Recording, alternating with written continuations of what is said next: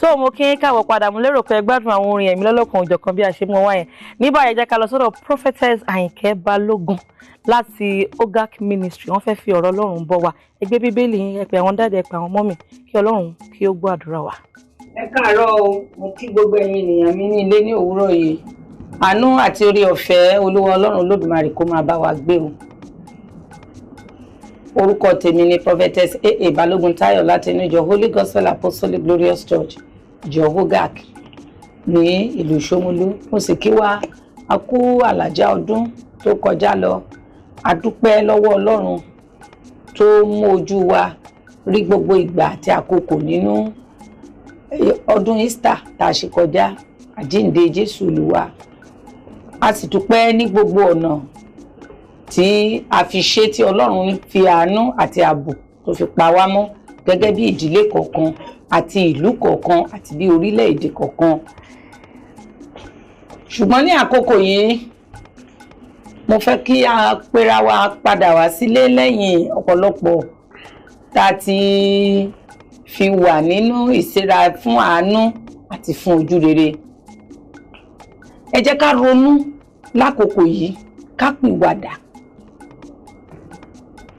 Torí pé ọjọ́ ńlá ni ọjọ́ Olúwa,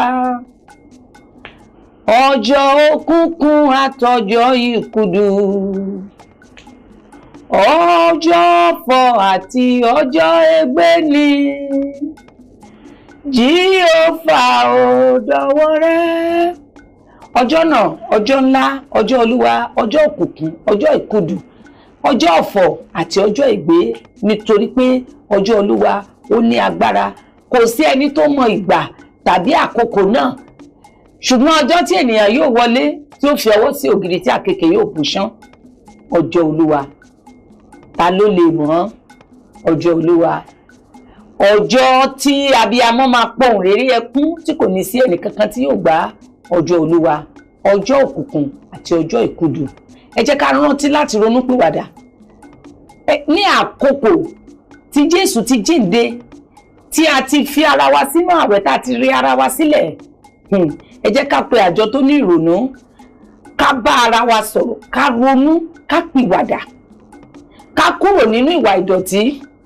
Kì í ṣe ìgbà kan tí àkókò kan tá a ti fi gbà àwẹ̀ kan tá a ti fílẹ̀ ní ìgbà yẹn ká sọ pé ìgbà àwẹ̀ yẹn ti kọjá. Ẹ jẹ́ ká ronú, torí pé ọjọ́ Olúwa ń bọ̀ bí olè lóru dẹ̀ ni. Kò sẹ́ni tó mọ wíwá ọjọ́ náà, gẹ́gẹ́ bí ọ̀rọ̀ Ọlọ́run ti sọ fún wa. Ó ní àwọn áńgẹ́lì lọ́run gan wọn ò mọ ìgbà àti àkókò ọjọ́ náà. Nítorí náà ẹ jẹ́ ká ronú, ẹ jẹ́ ká wo ọ̀rọ̀ Ọlọ́run, ká pe ara wa sí ìrònú pìwàdà. Ìwé Jóẹ́lì orí 2 láti ẹsẹ̀ 12. Ǹjẹ́ nítorí náà ní ìsinsìnyí ni Olúwa wí, ẹ fi gbogbo ọkàn yín yí padà sí mi, àti pẹ̀lú àwẹ̀ àti pẹ̀lú ẹkún. Ẹ sì fa àyà yín ya, kí ẹ sì ṣe aṣọ yín. Ẹ sì yí padà sí Olúwa Ọlọ́run yín, nítorí tí ó pọ̀ ní oore ọ̀fẹ́, ó sì kún fún àánú, ó lọ́ra láti bínú, ó sì ṣeun púpọ̀, ó sì ń ronú pìwàdà láti ṣe búburú. Ta ni ó mọ bí òun yóò ṣe yí padà kí ó sì ronú pìwàdà, kí ó sì fi ìbùkún sílẹ̀ lẹ́yìn rẹ̀, ìní ọrẹ jíjẹ àti ọrẹ mímu fún Olúwa Ọlọ́run yín. Ẹ fún ìpè ní Síónì, ẹ sì ya ọjọ́ sí mímọ́. Ẹ pe àjọ tí ó sì ní ìrònú. Ẹ kó àwọn ènìyàn jọ, ẹ ya ìjọ sí mímọ́. Ẹ pe àwọn àgbà jọ, ẹ kó àwọn ọmọdé jọ àti àwọn tí ń mu ọmú. Jẹ́ kí ọkọ ìyàwó jáde kúrò ní ìyàrá, rẹ̀ àti ìyàwó rẹ̀ kúrò nínú ìyàrá rẹ̀. Ẹ jẹ́ á ronú sí ohun gbogbo tí ṣe ti Ọlọ́run. Ẹ jẹ́ kí ìbẹ̀rù Olúwa kó wà ní ọkàn wa. Ẹ jẹ́ ká wò ó. Wọ́n ní nígbà tí òpin ayé máa dé, onírúurú ìṣẹ̀lẹ̀ ni ó máa ṣẹlẹ̀. Orílẹ̀-èdè kan sí ìkan, ìlú sí ìlú, ẹ jẹ́ ká wò ẹ má jẹ́ àti ẹ̀wò sí ìlú àdúgbò sí àdúgbò gan dìde ogun síra wọn. Àwọn àdúgbò kan á sọ pé àdúgbò kejì ò gbọdọ̀ gba àdúgbò wọn kọjá. Ṣé ẹ ti rí pé òpin ìgbà ìkẹyìn ti dé? Ìgbà ìkẹyìn ọ̀rọ̀ Ọlọ́run ó ní láti wá sí ìmúṣẹ nítorí pé òun ni ó ti sọ. Ọ̀rọ̀ tó sì ti ẹnu rẹ̀ jáde kò ní padà láìṣẹ. Ẹ jẹ́ ká ronú pìwàdà ní tòótọ́. Ẹ jẹ́ ká wá Ọlọ́run. Ẹ jẹ́ ká pe ara wa sí ìrònú. Ẹ jẹ́ ká ya ìjọ sí mímọ́. Ẹ jẹ́ ká ya ara wa pàápàá sí mímọ́ gẹ́gẹ́ bí ọ̀rọ̀ Ọlọ́run ti sọ.